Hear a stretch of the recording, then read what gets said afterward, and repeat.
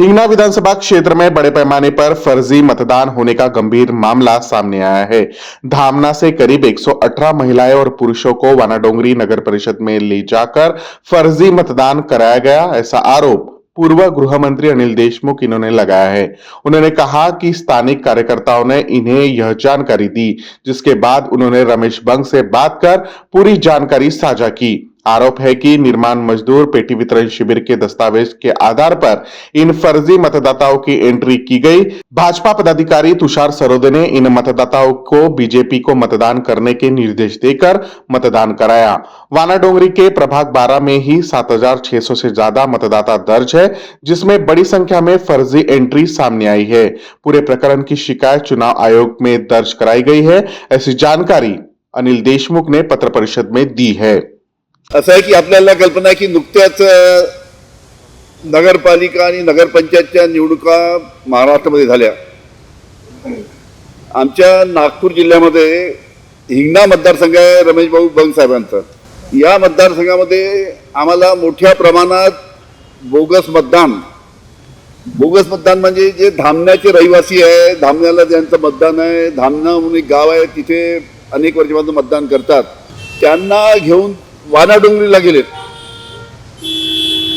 आणि वानाडोंगरी येथे त्या धामण्याच्या लोकांचं मतदान केलं नगरपालिकेच्या निवडणुकीमध्ये। असे जवळजवळ 118 लोकांचे नाव आम्हाला सापडलेले आहेत आणि त्याच्यामुळे या कामगारांना यांचं बोगस एपिक कार्ड तयार करण्यात आलं वानाडोंगरीचं।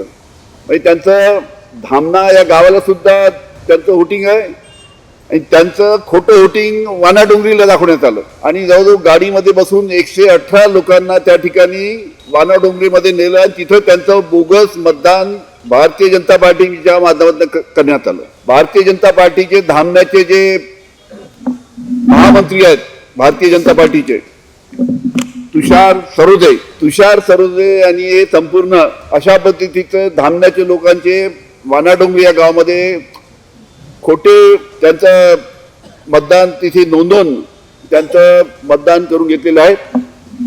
जे आमच्याजवळ आमचे एक सहकारी आहेत तुळशीरामजी बहरे, हे आमचे राष्ट्रवादी काँग्रेसचे सहकारी आहे। यांच्या पत्नीचं सुद्धा जे राहतात धामणा येथे, यांच्या पत्नीचं तुळशीरामजी बहरे यांच्या पत्नीचं वानाडोंगरीला त्यांनी त्याची नोंदणी करून घेतली आणि यांच्या पत्नीच्या मागे लागले होते की तुम्ही त्याला वानाडोंगरीला मतदान करायला। तुळशीरामजी बहरेच्या पत्नीने सांगितलं की आम्ही अशा पद्धतीनं खोटं काम करणार नाही, म्हणून अशा पद्धतीनं आपल्याला मी दाखवतो। जे नाव धामण्याला आहे, हे धामण्याचं कार्ड आणि तेच नाव तिकडे वानाडोंगरीला, अशा पद्धतीनं भारतीय जनता पार्टीचे जे तुषार सरोदे महामंत्री आहेत धामण्याचे, त्यांनी अशा पद्धतीनं 118 लोकांना आतापर्यंत आमच्या लक्षात आलेलं आहे। आणि त्याचबरोबर आमची जी आता माहिती आहे, हे आता अजून तक्रारलेली आहे की डिगडोला, अकोल्यावरनं, वाशिमवरनं, कळमेश्वरवरनं, पारसिवनीवरनं अशा पद्धतीनं डिगडोला सुद्धा अशाच पद्धतीचं बोगस मतदान त्यांचं त्या ठिकाणी नोंदवून त्यांचं सुद्धा मतदान त्या ठिकाणी डिगडोला करण्यात आले।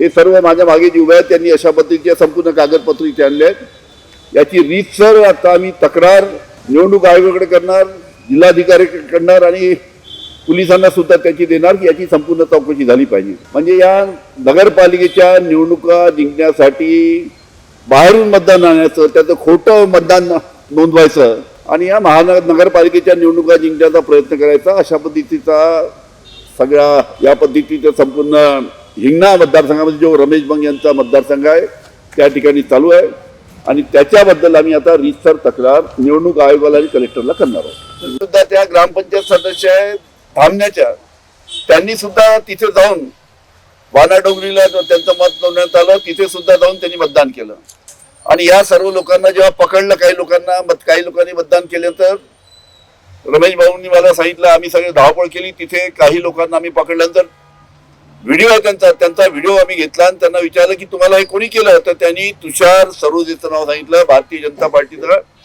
आणि त्या तुषार सरोदेंनी आम्हाला सांगितलं, म्हणाले की या तुम्ही वानाडोंगरीला जायचं आणि तिथे कमळाला तुम्हाला मतदान करायचं आहे। त्यांना 2-2 हजार रुपये मतदानासाठी त्या ठिकाणी तुषार सरोदे भारतीय जनता पार्टीचा महामंत्री यांनी दिले आणि त्यांच्याकडनं सर्व खोटं मतदान त्या ठिकाणी करून घेतलं। अतिशय हा गंभीर विषय आहे। अशा पद्धतीनं अनेक ठिकाणी नागपूर जिल्ह्यामध्ये हे प्रकार झालेले आहेत. महाराष्ट्रामध्ये तर मला कल्पना नाही, पण अशा पद्धतीच्या तक्रारी इथे येत आहेत. आता वाशिमवरनं मतदान इथे आणून इथे मतदान करून घेतलं, अकोल्यावरनं आणून मतदान करून घेतलं.